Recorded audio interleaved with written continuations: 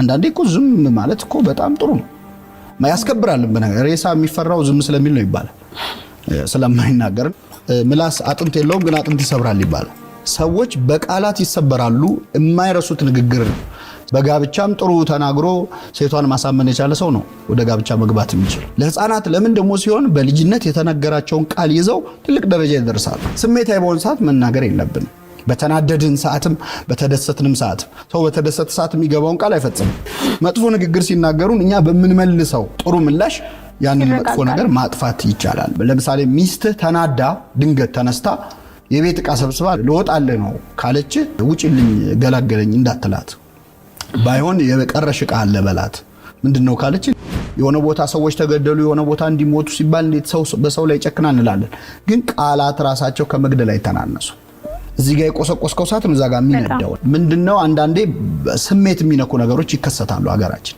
የመጨረሻ ቃላት በአለማችን ብዙ አሉ የማይረሱ ለትውልድ የሚቀሩ አንቆጥሮም እንጂ እኮ እድሜያችን የተወሰነ አይደል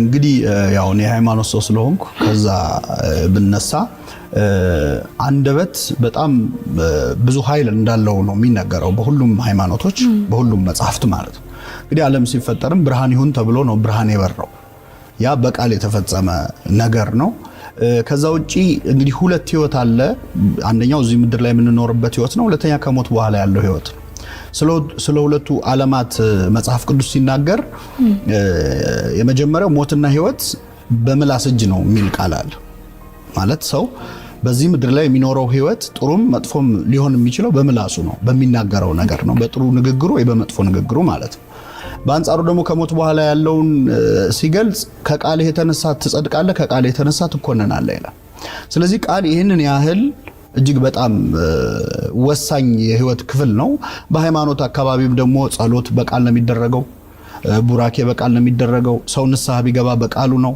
ቢጠመቅ ውሃው ላይ ጸሎት ይደረግበታል ያ ቃል ነው ውሃው ቃሉና መንፈሱ ነው የሚሰሩት ስለዚህ ቃል ይሄንን ያህል በሁሉም የህይወታችን መንገድ ውስጥ ነው እና ሰዎች ወደ ጋብቻ የሚገቡት ወደ ሌላ ስራም ቢገባ ኢንተርቪው ተደርጎ ነው አይደል ስለዚህ ያም ቃል ነው በመነጋገር ነው ጥሩ የተናገረ ሰው ነው የሚቀጠረው ጥሩ ያልተናገረ አይቀጠርም በትኛውም ዘርፍ ብናየው በጋብቻም ጥሩ ተናግሮ ሴቷን ማሳመን የቻለ ሰው ነው ወደ ጋብቻ መግባት የሚችለው ስለዚህ ዓለማችን ከቃል ጋር የተያያዘ ዓለም ነው በአጠቃላይ ያው ውስጥ ያሰበው ነው አንዳንዴ ሰዎች መጥፎ ነገር ይናገሩና ውስጤ ንጹህ ነው ሊሉ ይችላሉ የልባቸውን አውርደው ሲጨርሱ ማለት ነው ግን ማንኛውም ክፉም ጥሩም ነገር የሚወጣው ውስጣችን ከሚያሰላስለው ነገር ነው እንደውም አንድ አባት ምን አሉ ይባላል አንዲት ሴት እኔ አፌ ለፈልፋል እንጂ ውስጤ ንጹህ ነው ትላቸዋለች ስትላቸው እሱማ እባብም መርዙን ከተፋኮ ውስጡ ንጹህ ነው ብለው ተናግረው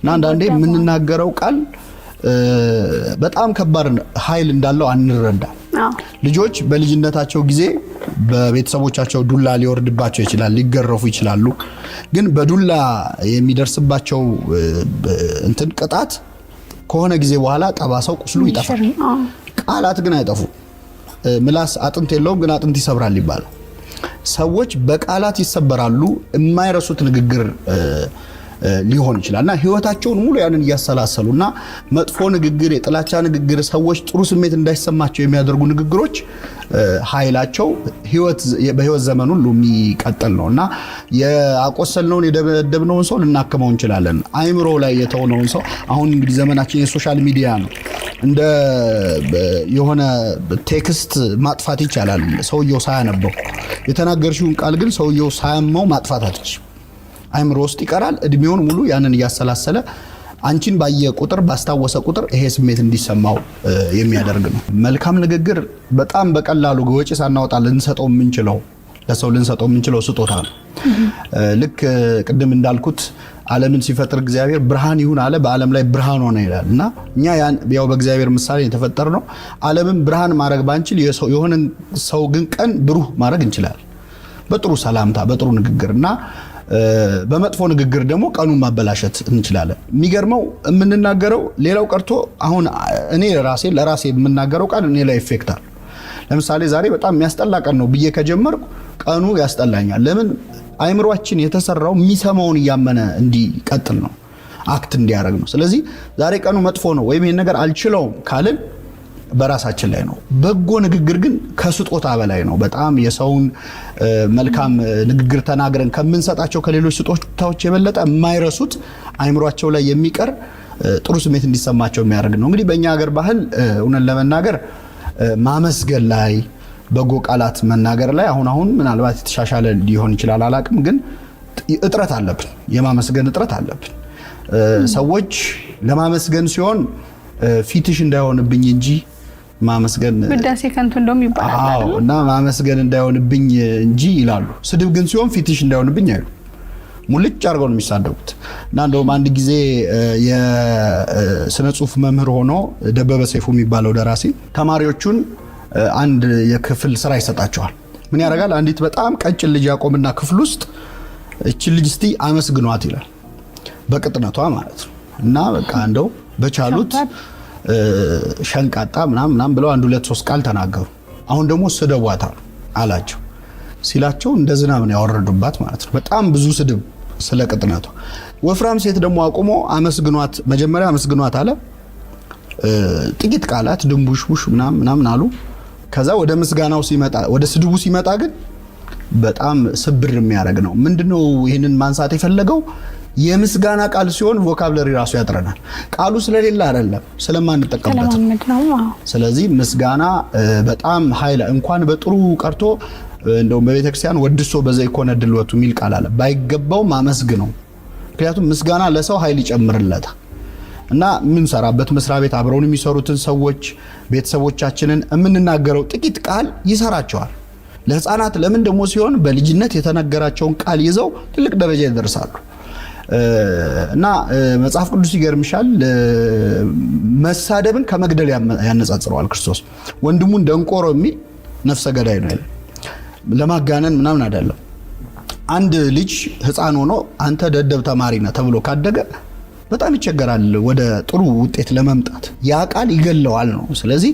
ሰዎችን በንግግር ብቻ ከፍ ማረግም ዝቅ ማረግም መስበርም እንችላለና መልካም ንግግር ግን ሰዎችን ይሰራቸዋል በትዳርም ላይ በማንኛውም በቤተሰብም ላይ በማህበራዊ ህይወታችንም ላይ ሰዎችን በጥሩ ቃል ብንናገር ከምንሰጠው ከሌላ ስጦታ በላይ ያ ኃይል አለው በእነሱ ላይ ተፈጥሮ አፈጣጠራችን ራሱ የራሱ ትምህርት አለ ከአንገት በላይ ያለውን አካላችን ስናይ 2 አይን አለን 2 ጆሮ አለን 1 ምላስ ነው ያለን በቁጥር እንኳን ብናየው 2 ቢሆን ምላስ ምን እንደሚፈጠር እንግዲህ እንዲሁም አልተቻለም ባንዱ ብዙ ችግር ያያየን ነው 2 ምላስ ቢኖረው ሰው ምን እንደሚያደርግ አስቢው በፈለግነው ሰዓት ነው የምንናገረው ደግሞ 2 ራሱ በደንብ ሴኩር የሆነው አካል ነው ምላስ ከንፈር አለ ከዛ ጥርስ አለ እንደው ትንሽ ቢዘገይ እኮ ተብሎ እኮ እስኪወጣ ድረስ ማለት ነው ግን እኛ ከአይንና ከጆሮ በላይ ሰው ከመስማት ይልቅ ለመናገር ይፈጥራል እና ሰው ለመናገር የዘገየ ይሁን ይባላል የዘገየ ማለት ለማሰብ ጊዜ እንዲኖረው የምትናገረው ቃል በተለይ ኢሞሽናል በሆነ ሰዓት አንደበት መግራት የሚቻለው ምንድነው ስሜታዊ በሆነ ሰዓት መናገር የለብን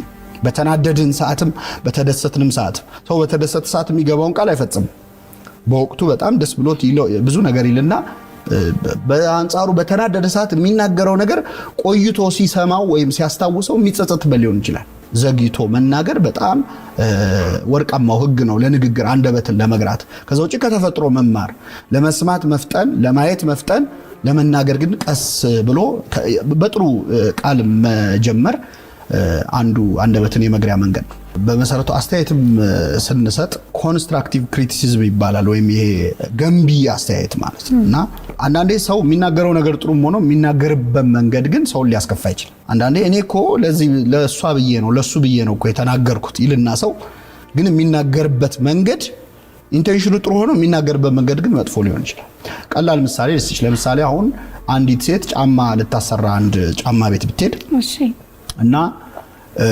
ጫማው ባይበቃት ያ ጫማ ሰሪ ጫማው ጠቦሻል ከሚላትና እግርሽ ትልቅ ነው ከሚላት ጫማው ጠቦሻል ማለት ያለበት ለምንድን ነው ጫማው የጠበባት እግሯ ትልቅ ስለሆነ ነው ግን እግርሽ ትልቅ ነው ቢላት ሁለተኛ እዛ ጫማ ቤት አትደርስም ጫማው ጠቦሻል ካለ ግን ጠቦኛል ብላ ትመለሳለች ግን ሐሳቡ አንድ ነው ያው እግሯ ትልቅ ስለሆነ ነው ጫማው የጠበበው ነው ስለዚህ ሐሳቡ ጥሩ ቢሆንም የምንናገርበት መንገድ ሰዎች ጥሩ እንዲሰሙን አንዳንዴ ከበጎ መጀመር ሊሆን ይችላል አስተያየትም እኛ ብዙ ጊዜ ሰው ሲያመሰግን እና ጥሩ ቃል ሲናገር አናመሰግንም በባህላችን። አሁን አመስጋኝ ሰዎች እንትና አሽቃባጭ እንደሆኑ እንደው ልወደድ ባይ እንደሆኑ ነው የሚታዩት።